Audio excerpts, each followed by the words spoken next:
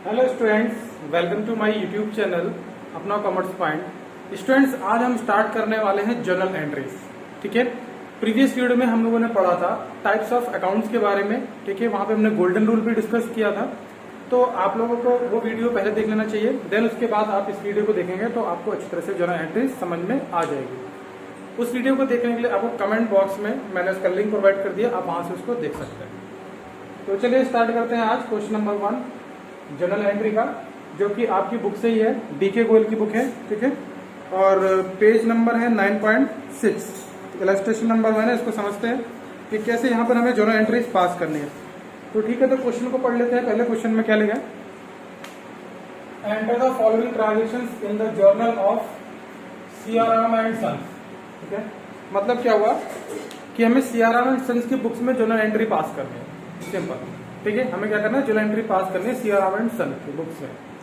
तो सबसे पहले हमको लिख लेना होगा journal of CRM and sons. ठीक है, इस तरह से आपको लिखना होगा सबसे पहले। अगर आप इसको मेंशन नहीं करते हैं तो आपके वहां पर कुछ मार्क्स डिडक्ट हो जाएंगे। उसके बाद आपका फॉर्मेट है जर्नल का, date, particulars, ledger folio, amount, इधर डेबिट अमाउंट, यहाँ पर अमाउंट रहेगा क्रेडिट का। ठीक है, तो इस तरह से आपको फॉर्मेट पहले यहाँ पर बनाना पड़ेगा। उसके बाद देखिए जो मैं एंट्री पास करते हैं, तो सबसे पहले स्क्रीन पे आपको क्वेश्चन दिख रहा होगा। ठीक है, तो आप उसका स्क्रीनशॉट ले सकते हैं, और स्क्रीनशॉट लेने के बाद फिर आप यहाँ पर देख सकते हैं कि हम कैसे इसका सॉल्यूशन कर रहे हैं। अगर आपको स्क्रीनशॉट नहीं लेना है या तो आप बुक में भी देख सकते हैं, पेज नंबर 9.6 पर आपको एक इलस्ट्रेशन मिल जाएगा। ठीक है, डीके गोयल की बुक में मिलेगा आपको। ठीक है स्टूडेंट्स, तो चलिए स्टार्ट करते हैं। सबसे पहले देखिए यहाँ पे क्वेश्चन है, डेट क्या है यहाँ पे 2019 जनवरी। ठीक है, 1 जनवरी है, यहाँ पे आप 1 जनवरी इस तरह से मेंशन कर देंगे। ईयर आपका कौन सा है, 2019 है। तो चलिए ट्रांजैक्शन को पढ़ते हैं। क्या लिखा है, CRM and son started business with cash. कह रहे हैं कि सीआरएम एंड सन ने बिजनेस को स्टार्ट किया। ठीक है, बिजनेस में क्या लगाया उन्होंने, कैश लगाया।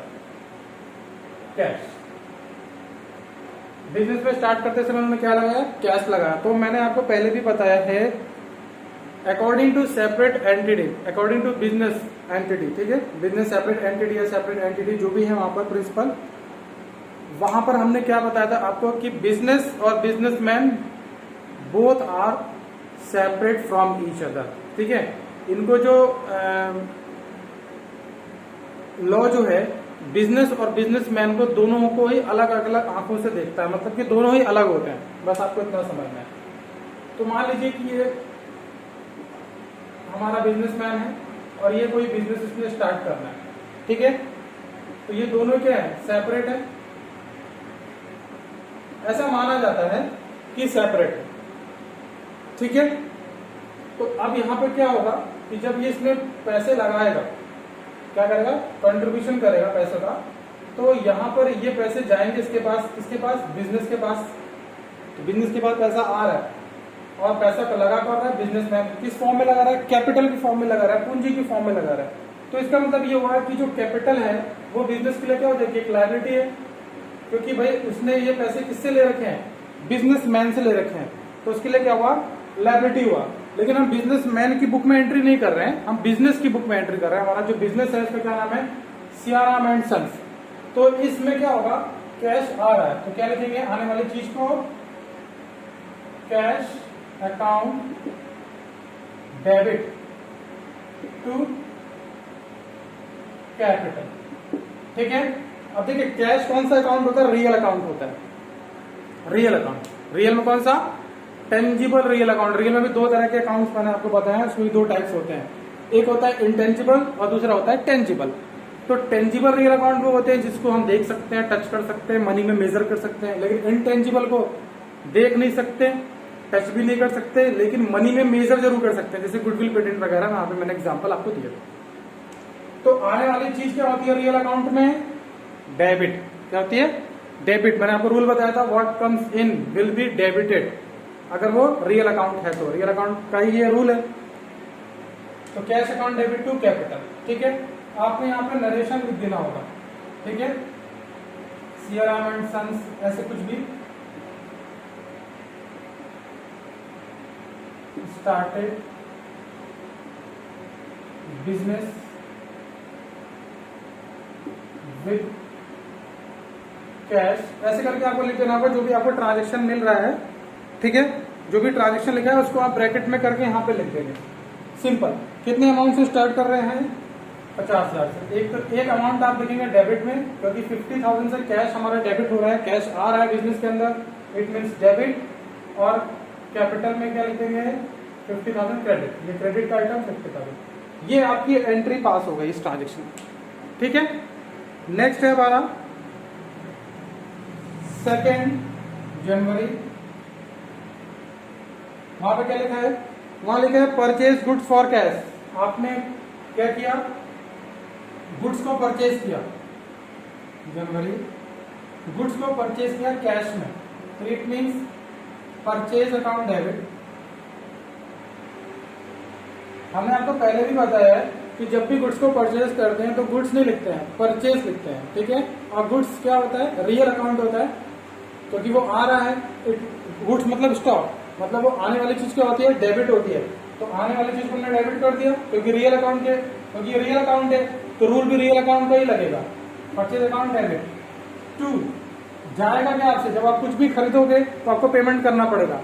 तो मान लीजिए गुड्स आपके पास आ जाएगा खरीदने पर, तो आपको पेमेंट किस में करना पड़ेगा? कैश में। तो अब ये ट्रांजेक्शन जो है वो कैश में ही हुआ है, परचेज गुड्स फॉर कैश, ठीक है। कितना? 20,000 रुपए का। तो परचेज पे आपने 20,000 रुपए का, और आपके पास से क्या चला गया? कैश चला गया। दोनों ही रियल अकाउंट है, तो रियल अकाउंट का रूल लगेगा, परचेज भी और कैश भी। परचेज मतलब गुड्स मतलब आ रहा है तो डेबिट, कैश जा रहा है तो मतलब क्रेडिट, दोनों रियल अकाउंट है। आपको इसी तरह से नरेशन यहाँ पे लिख लेना है, जो भी ट्रांजेक्शन आपको दिया हुआ है क्वेश्चन में, आपको सिंपली इसको राइट कर देना है, गुड्स परचेज फॉर कैश, ठीक है। आपको ऐसे लिख देना, गुड्स परचेज फॉर कैश, ये हो गया।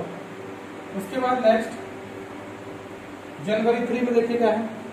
Purchase goods from Subhash. अब की बार हमने गुड्स को परचेज किया है, मतलब गुड्स आ रहा है, परचेज अकाउंट। आने वाली चीज को क्या करते हैं?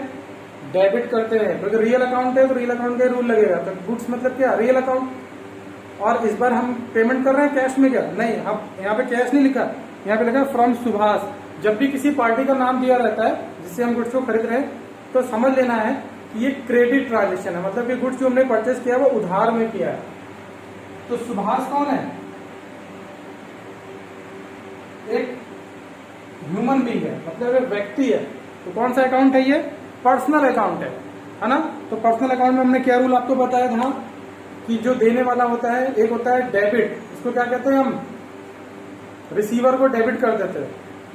अगर रिसीवर है, अगर रिसीव कर रहे हैं तो डेबिट, अगर गिवर है तो क्रेडिट। तो गुड्स को बेच रहे हैं मतलब गुड्स देने वाला है, तो इसलिए हम इसको क्या करना है? यहाँ पर क्रेडिट कर लेना है। और यहाँ पे क्रेडिट करके रखेंगे तभी ना पता चलेगा कि इन फ्यूचर इसे हमें पैसे देने हैं।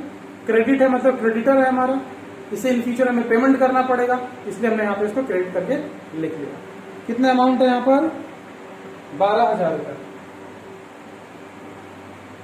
इस तरह से आपको यहाँ पर ये मेंशन होगा। आप नरेशन खुद से लिख लीजिएगा, जैसे मैंने बताया है, लिख लीजिएगा goods purchase from Subhash narration में, कोई दिक्कत नहीं है। नेक्स्ट है परचेज फर्नीचर फॉर कैश। आपने फर्नीचर खरीदा है जनवरी 4 को, जनवरी 4 है ना, हाँ, परचेज किया आपने क्या? फर्नीचर, सॉरी 5 है, डेट यहाँ पर 5 है, यहाँ पे 4 था। आपने क्या कर लिया? फर्नीचर खरीद लिया। फर्नीचर गुड्स तो होता नहीं, ठीक है। देखिए जब भी गुड्स बोलेगा तो उसकी जगह पे परचेज लिख देते हैं, लेकिन अगर फर्नीचर ही बोलेगा, गुड्स के अलावा और भी कुछ बोलेगा, जैसे आपकी फिक्स्ड एसेट से रिलेटेड फर्नीचर बोलेगा, ठीक है, मशीनरी बोलेगा, तो वहां पे उसका नाम लिखेंगे। तब आप परचेज मत लिखिएगा, तब लिखिएगा फर्नीचर ही लिखिएगा, क्योंकि ये आपका गुड्स नहीं है, आप फर्नीचर में बिजनेस नहीं करते हो, ठीक है। फर्नीचर का आपका बिजनेस नहीं है, जिस चीज का आप बिजनेस करते हो उसको गुड्स बोलते हैं और वहां पे परचेज लिखते हैं।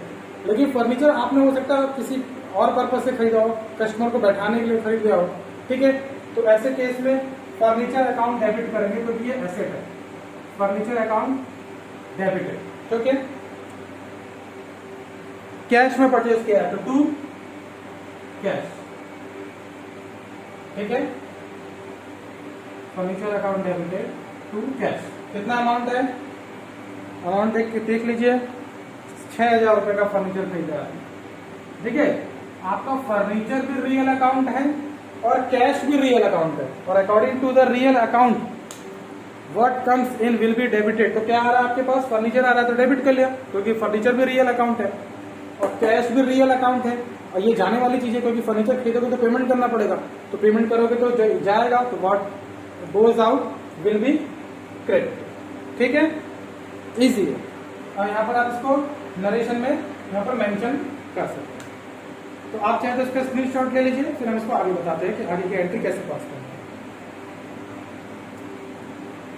इसको हम रेस करेंगे ताकि नेक्स्ट एंट्रीज कर सके यहाँ पर, क्योंकि हमारे पास स्पेस नहीं है तो हम इसको रेस करेंगे।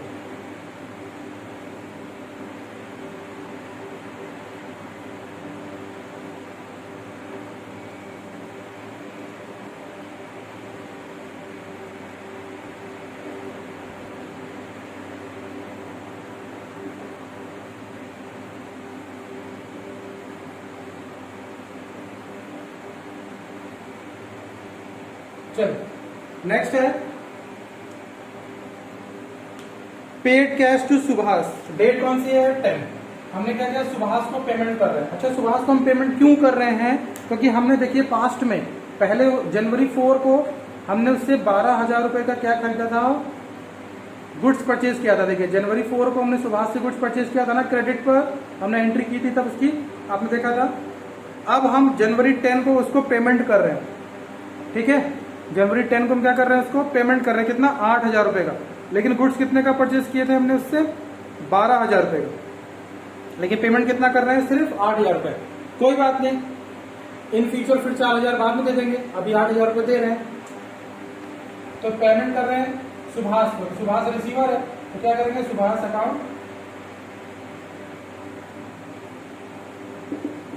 डेबिटेड। देखो सुभाष क्या है, एक पर्सनल अकाउंट है ना, क्या है, एक पर्सनल अकाउंट। और पर्सनल अकाउंट में रूल क्या होता है कि जो रिसीव करता है उसको डेबिट करते हैं।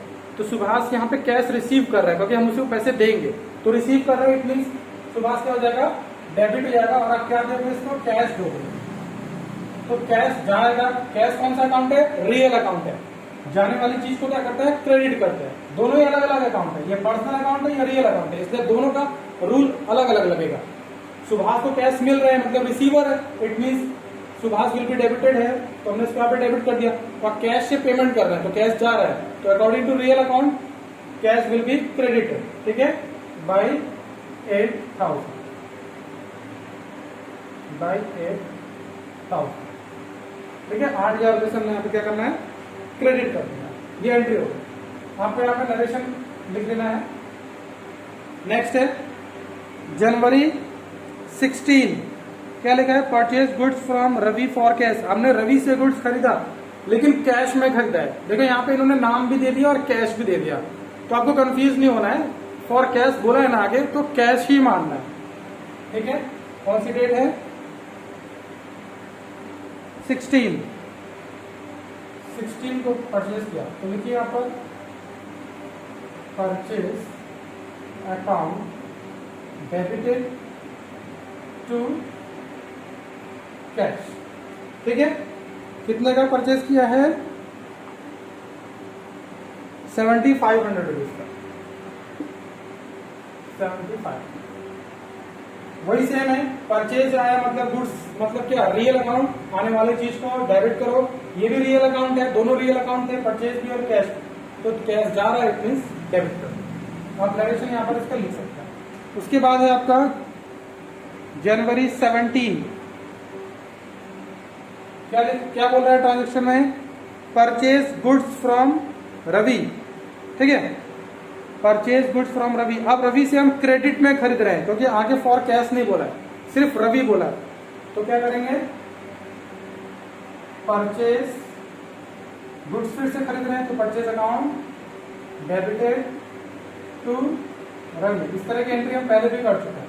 नरेशन लिख लीजिएगा, कितने रुपए में खरीद रहे हैं, फिर से हम 5,000 रुपए में खरीद रहे हैं। कितने में, 5,000 रुपए। तो 5,000 रुपये यहाँ पर आप मेंशन कर दीजिए। ठीक है, इस तरह से होगा। नेक्स्ट कौन से है, जनवरी 20 क्या खरीद रहे हैं, मशीनरी खरीद रहे हैं, अबाउट मशीनरी फॉर कैश। जनवरी 20 है ना, हाँ। क्या खरीद रहे हैं, मशीन। मशीन एसेट होती है तो इसको हम मशीन का नाम लिखते हैं क्योंकि ये गुड्स नहीं है। ठीक है, ये गुड्स नहीं है, गुड्स होता है तो परचेज लिखते हैं।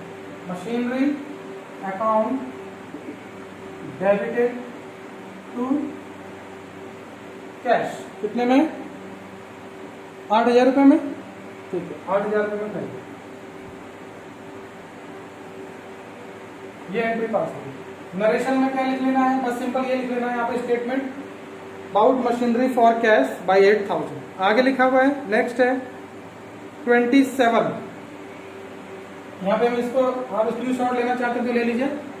ठीक है, इसको हम इरेज कर लेते हैं। यहाँ पर जनवरी 27 को एक ट्रांजेक्शन अभी और बचा हुआ है, इसको यहाँ कर देते हैं। हम इसको मिटा के कर रहे हैं, आप सीरियल से करते जाएंगे। ठीक है, नीचे तक हम मिटा के इसलिए कर रहे हैं क्योंकि स्पेस हमारे पास यहाँ पे कम, आपको सीधे करते जाना है। क्या लिखा, पेड रेंट, आप रेंट को पे कर रहे हो तो रेंट कौन सा अकाउंट होता है, रेंट क्या एक खर्चा है, एक्सपेंस। मतलब हमने आपको बताया था कि नॉमिनल अकाउंट में एक्सपेंसेस को ट्रीट करते हैं। ठीक है, एक्सपेंसेस कहाँ जाते हैं, नॉमिनल अकाउंट में। जितने भी एक्सपेंसेस हो या लॉसेस हो या इनकम हो या प्रॉफिट या गेन हो, ये सारे के सारे नॉमिनल अकाउंट होते हैं। रूल क्या है वहां पर, all the expenses and losses will be debited, all income and gain और प्रॉफिट ये सब कुछ आपका क्रेडिट होता है। तो एक्सपेंस क्या होगा, डेबिट होगा। तो एक्सपेंस का नाम क्या है, रेंट। तो रेंट अकाउंट डेबिट। आप रेंट किराया है तो किराया किस में चुकाओगे, नगद कैश में चुकाओगे, कैश।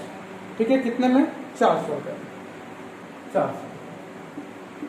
बस सिंपल आपको यहाँ पर नरेशन दिखाया। तो आपने क्या देखा, आपने बस ये देखा कि सबसे पहले हमें अकाउंट को पहचानना पड़ेगा कि अकाउंट कौन सा है। अगर वो आ रहा है तो देखेंगे कि जो भी अकाउंट है तो वहां पर रूल क्या है, उस रूल के अकॉर्डिंग हम उसको डेबिट और क्रेडिट करेंगे। एंट्री आपको पास करते करते खुद ही लर्न भी हो जाएंगे कि किस तरह से किसको डेबिट और क्रेडिट करते हैं। बहुत ही सिंपल सा कॉन्सेप्ट है। ठीक है, तो नेक्स्ट वीडियोस को देखने के लिए आप चैनल को जरूर सब्सक्राइब कर लीजिएगा।